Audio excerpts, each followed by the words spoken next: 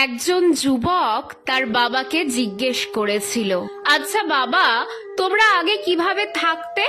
শীততাপ নিয়ন্ত্রিত যানবাহন নেই, ওয়াইফাই নেই, কোনো ইন্টারনেট নেই, কম্পিউটার নেই, অনলাইন শপিং নেই, টিভি নেই, মোবাইল ফোন নেই, কোনো শপিং মল নেই, মাল্টিপ্লেক্স নেই, থাকতে কিভাবে?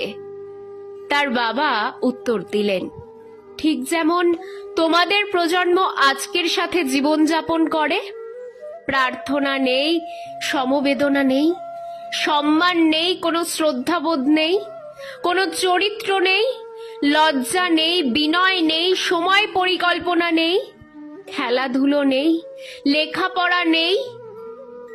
আমরা যারা 1940 থেকে 1980 সালের মধ্যে জন্মগ্রহণ করেছি তারাই ধন্য।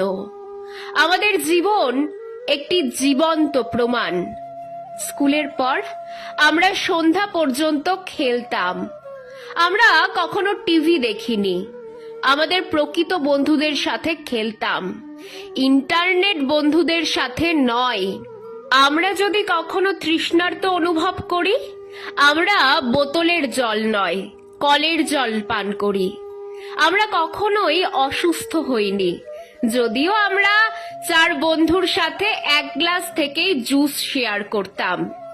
আমাদের কখনোই ওজন বাড়েনি, যদিও আমরা প্রতিদিন প্রচুর ভাত খেতাম। খালি পায়ে ঘোরাঘুরি করেও আমাদের পায়ের কিছুই হয়নি। আমাদের মা ও বাবা কখনোই আমাদের সুস্থ রাখার জন্য কোনো সাপ্লিমেন্ট ব্যবহার করেননি। আমরা নিজেদের খেলনা নিজেরা তৈরি করতাম এবং সেগুলি দিয়েই খেলতাম। আমাদের বাবা মা ধনী ছিলেন না, তারা আমাদের ভালোবাসা দিয়েছেন, পার্থিব উপকরণ নয়। আমাদের কখনোই cellphone, DVD, play station, Xbox, video game, ব্যক্তিগত কম্পিউটার, ইন্টারনেট চ্যাট ছিল না।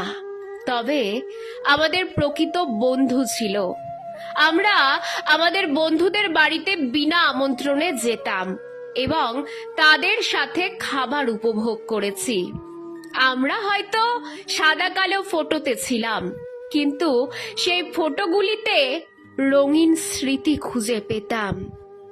আমরা একটি অনন্য এবং সবচেয়ে বোধগম্য প্রজন্ম, কারণ আমরাই শেষ প্রজন্ম যারা তাদের পিতামাতার কথা শুনেছি, আর আমরাই প্রথম প্রজন্ম যাদের তাদের সন্তানদের কথা শুনতে হচ্ছে।